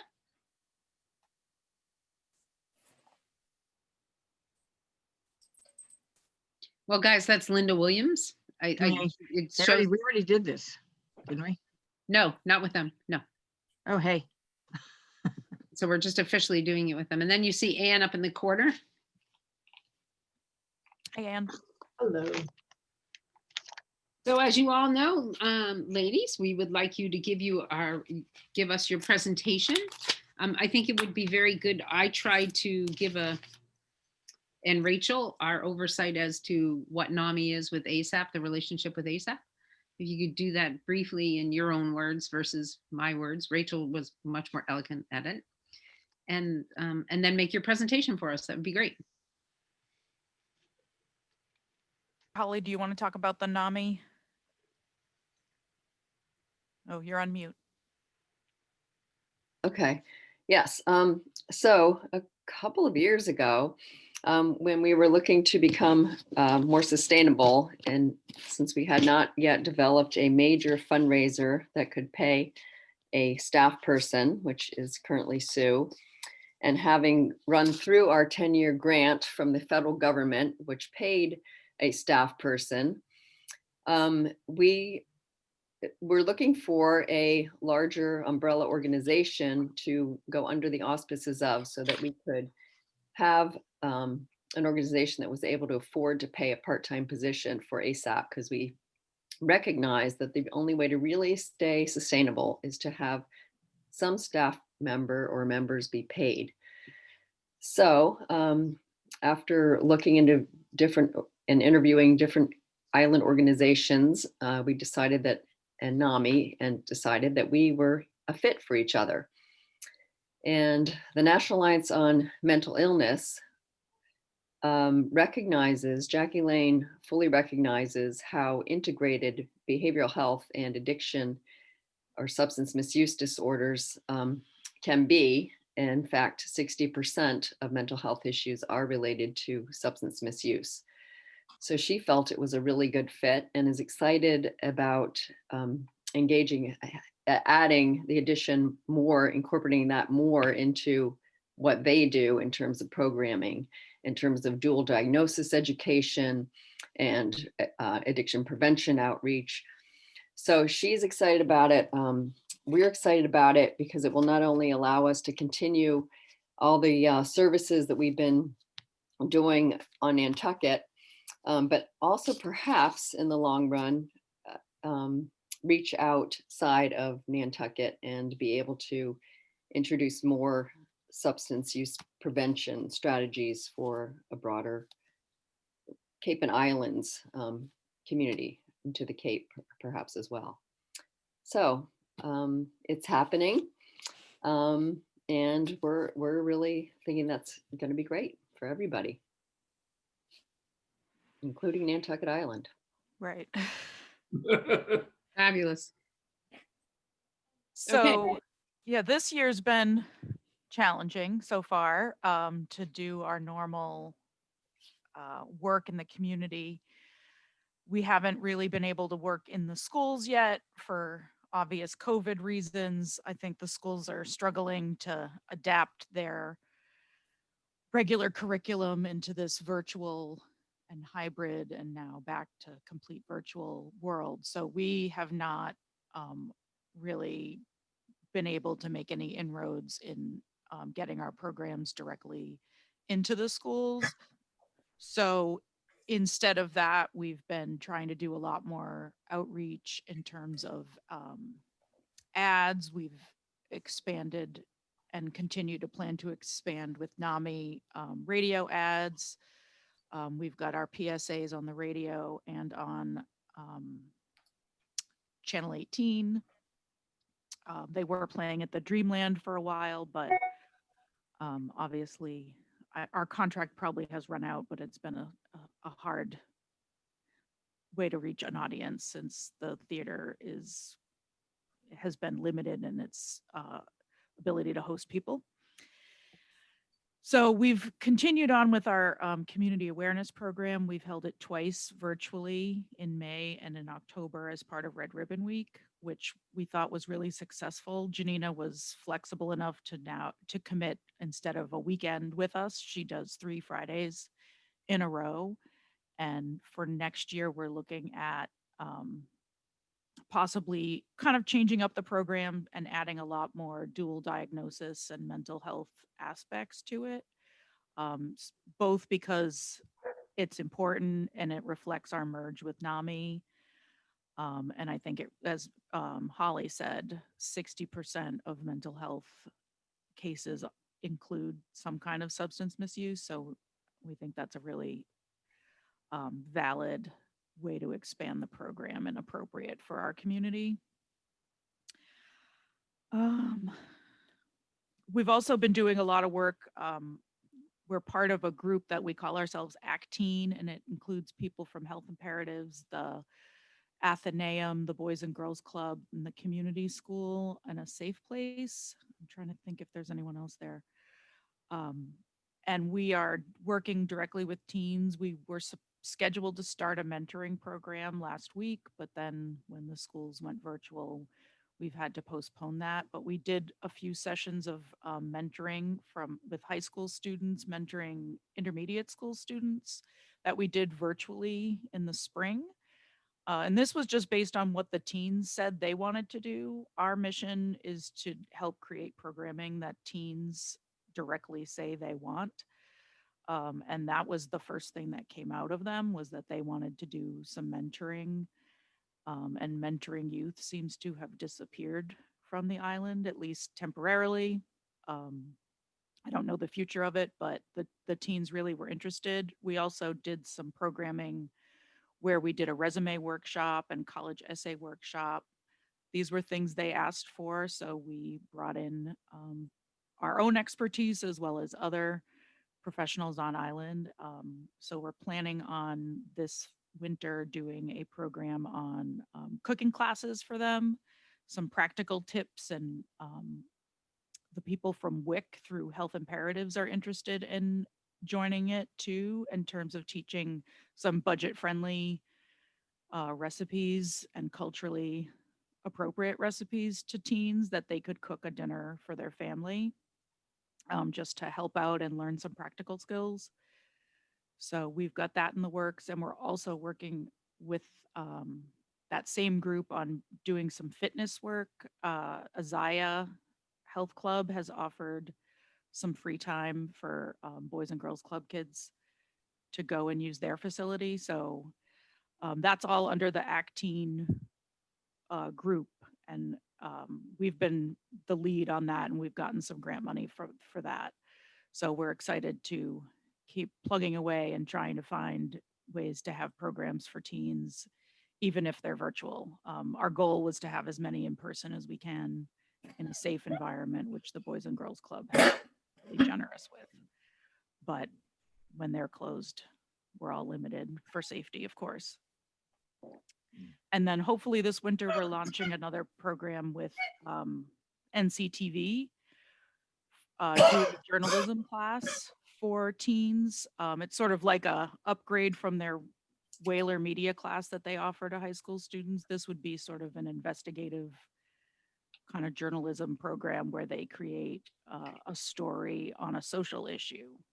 And so that would be our place in the program, is to sort of teach them about interviewing people, but talking about different social issues and kind of looking at it, looking at each one on how it affects the community and whether what resources are there, how people are benefiting from resources, how they might need different resources. So it's just a good way to teach them teamwork and also some human service lens on what's happening on the island. Trying to think, we're working on bringing back some people for professional development for people on island and speakers to the community. Trying to gauge the temperature people have, like how people are they excited about virtual programming? We've had decent turnout for our programs, but we haven't necessarily targeted like parents yet for virtual programming. So I'm curious if you've heard anything, how people are doing, but hopefully next year at this time, we'll be doing in-person programming again.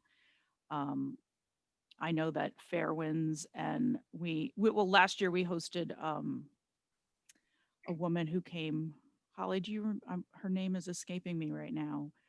The person who came from Western Mass to talk about Dr. Poti. Poti, yeah. Dr. Poti, yeah. She did some professional development for all behavioral health clinicians on island about brain development and treatment of substance use disorder. And she was amazing. She presented at the hospital so that any hospital staff that wanted to come could on their lunch break.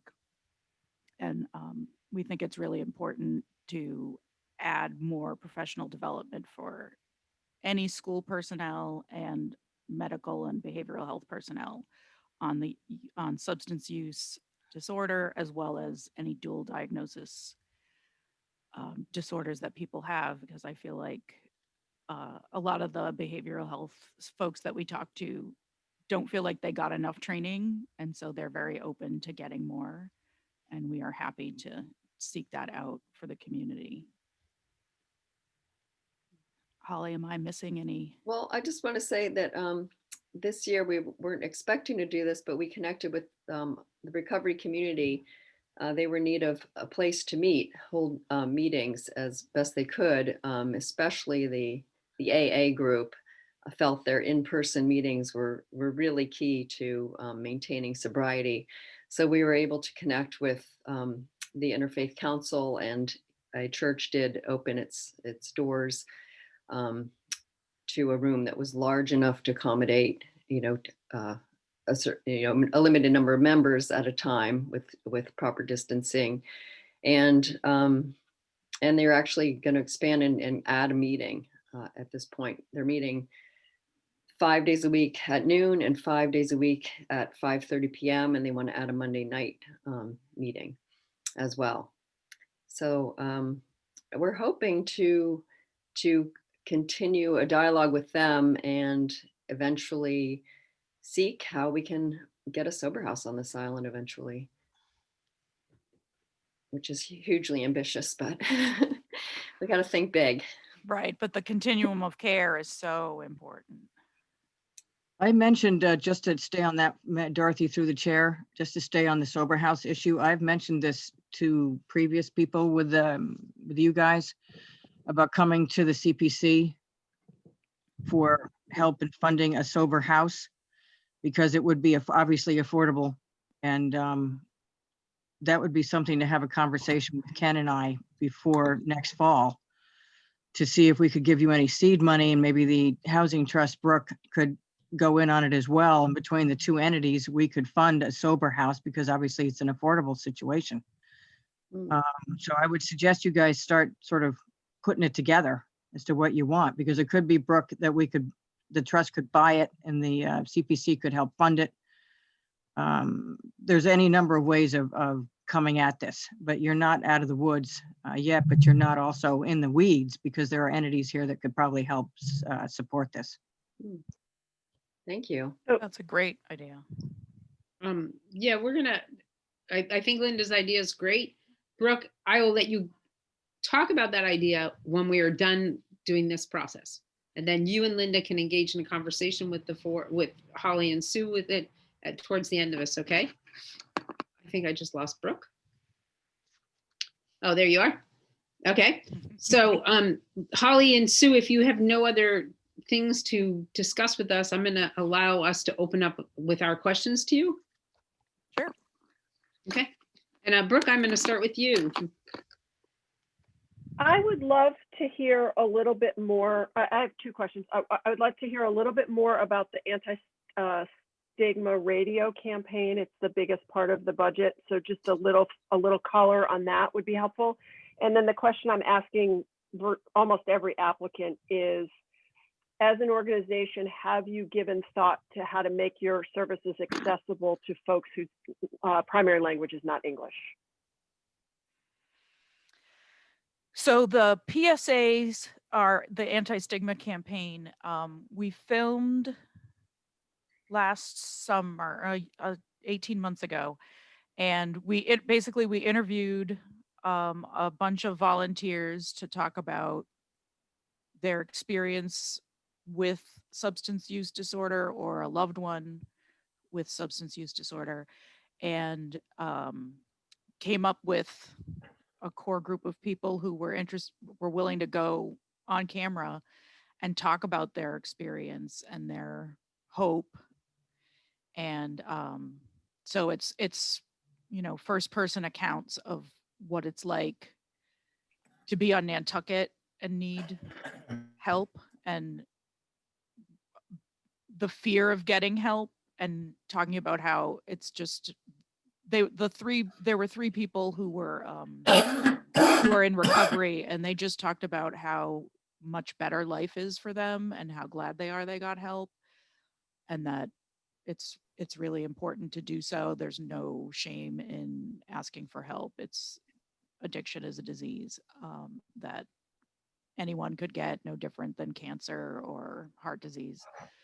So those are really powerful messages. And the other three, because we have 6 total, are family members, 2 that have lost a child to overdose. And I think their messages are really moving and inspiring, that these people are willing to speak out and they're still fighting on behalf of their kids, to say it's important to come out and talk about this. And they can be, you can listen to them on our ASAP website. There's a link to all of the PSAs. They're each about 30 seconds long, and they're powerful, but they're also hopeful. The second question, remind me what your second question was, Brooke. Just if you've given any thought or built in anything to make your programs accessible to folks whose primary language is not English. Right. We did last year translate the community awareness program with Janina Keene into Spanish and offered it in late January, when we thought the people whose primary language is Spanish might be the least busy, because we know, we offer it usually 3 times a year, in the fall, the winter, and spring. And spring just seems like when everybody's back to work and working long hours. So we thought January would be good. We had a few people sign up, but they didn't show. But we had the materials in Spanish, and we had someone there to translate, interpret live for them. And they didn't come, which is really too bad, but we reached out through the churches. We really tried to get the word out there. We partner with the community school on that, so they put it out in English and Spanish for their audience as well. So we're hopeful to do it again at another time and reach those folks. We also had a couple presentations last year that we had interpretation live available, and that we had maybe, I think, 7 Spanish speaking families at one of them, which was great. Those were geared towards parents. Yeah. It was parent education. So we're trying. Another thing I realize is really lacking is AA meetings in Spanish for the Spanish community. That's something we really need to work on. Yeah, there used to be one, but it just wasn't well attended, and the person who was kind of the leader of that was, alone most of the time. So I think he finally threw in the towel on it, but it would be nice to keep offering it, or at least link up to, maybe that's something we should do, is find a way. There must be Zoom ones. Not ideal, but better than not. Brooke, Thank any you. other questions? No, that's it. Thank you both. That's really helpful.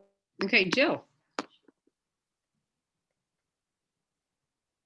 I really don't. I think a lot of the things that we talked about today were covered. Thank you so much. Thanks, Jill. John. You did mention churches. I do know, as the one thing I still do is be president of the 2 Center Street Preservation Project, which is the Methodist Church building. And I understand the Methodist Church building has been hosting the AA meetings. I think they probably worked that through Marianne, maybe. I don't know who did the work. We only take care of preserving the building, so we aren't involved with the day-to-day functions of that building. But I was very pleased to learn about it, because the space is, I think, very adaptable for that purpose. Yeah, we organized that with the church, with Reverend Thomas Richard. I think, with Thomas Richard probably. Richard. Yeah. I think I just I know that space pretty well, and I realize it's given the way it is otherwise not used, it probably works very well.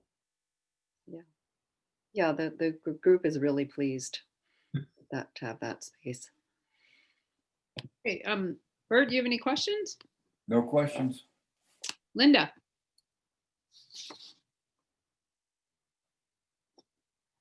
She's muted. Nope, Linda, any questions? nope. Okay. I have a couple for you. Does that surprise you? I'm just wondering over the last year, ladies, if you've had any better luck getting your educational programs into our school, our public schools. I know that right now with COVID being in place, that is hard, but have they accepted into it the programs, educational programs that you have done your research on over the last few years and tried to implement in both the high school and middle school as well as the elementary school? Have we seen with our new superintendent or new principal of the high school any effort to help you get that educational piece in that isn't just the occasional programs, but more integrated into the whole education of the student throughout their school career? Yeah, so that's something really that unfortunately the changeover in administration happened at the same time that COVID hit. So this is what's been kind of preventing us from being able to get a foot in the door with the new leaders, because they're really stretched to the max with just trying to get the school curriculum up and running. So that's still a goal. We still have ideas for that. We still have our connection with the middle school through our board member, Shelley Olson, who is also the PE middle school teacher. But we have not yet been able to implement an umbrella program for the school. But it is something that we will work on when we feel it's appropriate to go in and be able to help again. So has the school committee and or the acting or the principals of the school been open and willing to integrate it into the school curriculum? Because I feel that if they're, it seems to be a stumbling block, and in all the documentation I read about the Boys and Girls Club and Gosnold and Fair Winds, constantly the public school, which should be one of our major tools, is actually not showing involvement in the program except for allowing Red Ribbon Week to occur and the guest speakers. And I think that, that's been a concern of mine from the very beginning, is that it is one of our greatest tools in order to present this information on a daily basis to our children. And it's not being utilized. And I'm not saying that you're not utilizing it. I'm saying that the obstacle that we've run into at the school is, to me, and I think I made this very clear last year, extremely upsetting. And I do not understand why it has not changed over time, as we have seen the importance of every single ounce of information that we can give to families and students. I'm probably in trouble, but I just have to say it. Sorry. I've had a couple of conversations with Beth Hallett, and she seems, and they've kind of been like at different meetings, not like as a formal, and she seems open to talking about it. And it's just, it's a lot of it's been that the timing is harsh with COVID, but I think starting over and starting fresh with the new administration, I feel a lot of hope. I think they're definitely interested in emotional IQ and social emotional learning and kind of thinking about themselves as sort of gatekeepers. I mean, right now that I think every school personnel is really concerned about kids and their mental health, and not that I think that that's an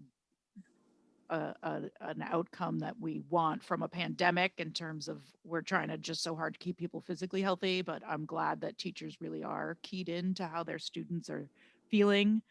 And that might also end up being a good launch pad for some programs we'd like to see the schools take on. I think they're really investing in well-being of students all around now, more so. I mean, they certainly did before. It's fine. Okay, glad to hear that. My other question has to do with you spend an awful lot of money on advertising and on this radio presentation that's going to be occurring. At any point in time, is anybody offering the opportunity to make this a contribution to the effort on a community basis, like the radio station? Do they give you a discounted amount of? No. And so to me, that's concerning, not on your part, but concerning on the community's part, as this is a community problem, and the investment that they could be making in this community, both the radio station and the newspaper, in helping get this out, I think is crucial. So yeah, we get the standard nonprofit rate from both the newspaper and the radio, and NCTV airs the PSAs with just the cost of our membership, which is amazing. Who does? I'm sorry. NCTV Okay. airs them for no more than the cost of our membership with them. So that's amazing for us. That's fabulous. Yeah. It would be nice to see that the radio station and the newspaper took a more active role in supporting something that's so crucial to our community. Right. Especially now, it's even more so. I read an article this morning about a young man that committed suicide because of his effort, not being able to be in school, in-house, and being away from students. And I think the more we can discuss mental health in every aspect and be out there and let them know what's available, it's important, and a community service. So I'm saddened to hear that's because that is a huge amount of money I would love to see go towards hands-on. Well, hands-on is very hard right now, but more programming than in something that would hope that the community would just give out because of the importance of it to us. Can you think of anyone that could apply that kind of pressure to someone at the radio station or the INM? No, I would like to, I think I'll probably have a discussion with my boss who's sitting there, really. She's my boss. And see whether we're allowed to ask that question. I'm not sure that we're allowed to. But I think that I can have a discussion with her and see what scope that we are, what we are allowed to do as a board ourselves in our, and of course, I will make it public when I make my, report about my feelings about more involvement on that level. But I cannot answer that question right now, as far as I know. Okay. But one more, I have one more, Brooke, and then you can go right ahead with your question. Your work with the Boys and Girls Club. I know that that's been going on for a couple of years, and I know at first you had little numbers, but it sounds like the program is getting more tangible for everybody. Do you feel that way? I do. Awesome. It started out with sort of just groups of people meeting, but we had pre-COVID, we had a pretty good record of kids coming and doing our Real Talk program. And there's a pilot program with fitness right now that's going on that is was doing really well. They've been a great partner. They're such a great resource for this island. So we're really trying to figure out more ways to get older teens involved with the club, because they don't go there. They think it's for little kids. So we're enjoying partnering with them and trying to lure the older teens to take an interest in the Boys and Girls Club, because there's a lot there for them, not just for little kids. It's cool, because I see, looking at this, I'm just, Sorry, it's the hospital. Oh, um, just looking at your application, I'm impressed with the amount of collaboration with different organizations that's going on. It's really cool. And I can see that it's getting to be greater when you talk. It's nice to hear that you're working more with these programs that really have great tools to bring to the table with you, such as health imperatives and the Boys and Girls Club with locations for kids, the community school, which can outreach to so many. So hats off to you for all the effort that you guys continue to make to try to make this program more viable to our community. It is extremely important, and sometimes it's the little guys we don't hear about a lot that make the biggest impact. So you should remember that. Brooke, you had a question? I was actually just going to make a couple comments, if that's okay. With regard to outreach to papers and stuff, I think that there's a role for the Council for Human Services to play in terms of priorities in the community, prioritizing human services in the community and public outreach. And there may be some collaborations that are more appropriate with the Council for Human Services rather than CRC, now that the CHS is back in business. So let's talk on that level. And then I just want to say, with regard to the sober house, Gosnold came to the Affordable Housing Trust several years ago with a proposal that never went anywhere. So don't reinvent the wheel. If you can reach out to them, and maybe, I don't know why they never pursued it. But it was very interesting to those of us who were on the trust at the time they came. So I think that there's some room for collaboration over there too. So. And Brooke, I agree that it would be great to see the Council for Human Services get involved in this. I think it might be good if it's coming from as many avenues as we can possibly have it come from. Linda, I don't know if you had any comments to make about the sober house that you had begun at the beginning of the conversation. Hold on a second. No, just have them, we should have a conversation over the next several months. I'm on Zoom. Have a conversation over the next several months about how to actually get a sober house and pay for it. Okay. And one thing I just want to clarify, Rachel did explain this, that the funding that we will be giving, if we give, sorry, I should not say that we're giving beforehand, will stay on for programs designated just for the island. Am I correct? Yes, absolutely. Fabulous. Does anybody else have any questions? Bert, you anything? John? None for me. No more for me. Okay, Jill? No. Brooke? Linda? Okay. All right. Nope. Okay, fabulous. Alan, I see that you're there in 3 different screens. So I know. I was trying. Sorry. You did a good job. So we're wondering, is there anything you wanted to add to us? I know that you came in late, but is there anything you want to say to anybody on this committee? No, just thank you for all your past support. And I know as I came in, you were saying how everybody's trying to get the same dollars, and I appreciate that.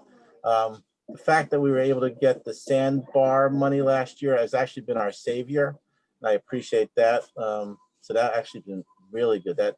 That's actually made it easier for us. So thank you for that as well. Oh, that's you're welcome. But we actually had nothing to do with that. That would be the town. We were asked an opinion, but it was actually the town and the sandbar. So, but we're glad to see that it went to a great source, and we're glad to see that it did what we hoped it would do for you guys. So thank you. Great. Rachel, do you have anything you wanted to say? Okay. So with that, I guess the only thing I maybe could bring up is that I know Sue, Holly, likely Alan, have an addendum to the current year's contract. Due to this merger. And so that will, if any of you are wondering, this grant application reflects their merger with NAMI, but it's likely going to occur during the last contract cycle or the current contract they're under as a grant funding. And so that will be going forward. So if you do see something going forward from the select board, possibly, hopefully January, then that's what that's for. It's the current year, just to reflect their merger. There's no change to the conditions where the funding is going, anything like that. Thank you. Okay. Okay. So to the three of you, thank you very much for all your effort. To Holly and Alan, you two are unbelievable. Thank you for the years that you have put into this and the love and passion you bring forward. I know Thank that Holly and Alan, I know Holly, without you yes. two, ASAP would not be in existence to this day. So thank you for that. Thank you. We couldn't do Thank with all you. your support and help. know. too, So thank you, everybody. Well, you're welcome. Thank you. Okay. I think that's it for you guys, and we're gonna finish up our meeting. It was nice seeing you. You're welcome to stay on if you want, but we're just gonna say basically. So Linda and Brooke, will you be in touch with us regarding the sober house? I think they want you to get in touch with them for a Okay. conversation and they can do it. And the other thing, I'm sorry, I did have one thing. We do want to do our in-house interview, but we know we've never done a real in-house interview because there's never been a place to do an in-house interview. Mhm. We would love to have one with you. I will reach out, or Anne will reach out to one of you. We can figure out how we can have that conversation with you in a healthy and safe way. So we can get a little bit more understanding of anything that might come up. Okay. Okay. Okay. Okay. Thanks, Sounds guys. good. All right. Thank you all you. very much. Okay. Thank Thank you. you. Bye-bye. Bye. To Bye. Happy holidays, everybody. thanks. Same to you, Holly. Thanks. Bye, Alan. All three of you. Bye. Thank you. You're welcome. All three of us. See if I can get rid of any of me. Okay. To Bye. everybody else, is there anybody have any questions? No, when's our next meeting? So I can put that in now. Wednesday, the 16th, 10 o'clock. Okay. Now the- Anne will send you the list of Agenda. meetings, Linda. So when Yep. we set these up, did you ever say anything, Dorothy, about Wednesday, the 21st? No, We could We did not say- have the meeting in the morning. We can't use the Zoom. Oh, yes, we need to do it in the afternoon, guys. So is that going to be an issue for anybody starting at 1 o'clock on the 21st? hold on. So you say Wednesday, the 16th? Wednesday, the 16th at 10 o'clock, yes. And then Wednesday, the 21st, and I saw Brooke put a thumbs up. Well, Wednesday's not the 21st. It's Monday's- a Monday, the 21st. Monday's the Oh, Monday, 20th. I'm sorry, Monday. Monday. Monday, the 21st. Okay, We could not get the Zoom for the morning. It's already taken. So it's for the afternoon. Right. Is that going to be an issue with anybody starting at 1 o'clock? not right at the moment. It's not a problem. Brooke? I'm good. Okay. Jill? Awesome. John? Fabulous. Bert? Yes. Good. Awesome. Okay. I look forward to seeing everybody. Everybody, please stay healthy. Please make sure you're prepared and read over your report. So that, the next meeting, Wednesday, the 16th, it's Health Imperatives, Artists Association, and a Safe Place. Hold on. You said health, Health Imperatives at 10:15, all right? Artists Association, I'll send out the thing, but 10:50 Artist Association Yep, and 11:25 a Safe Place. okay.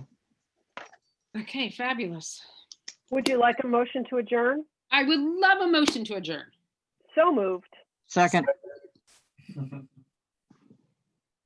I get a second? Did I hear it? Second. Yes, from Bert. Okay. John? Yes. Okay. Jill? Yes. Okay. I think that everybody spoke. Goodbye, everybody. Thank you very much. Have a great weekend. Take care of yourselves and stay healthy. you too. Okay. Bye-bye. Bye. Bye.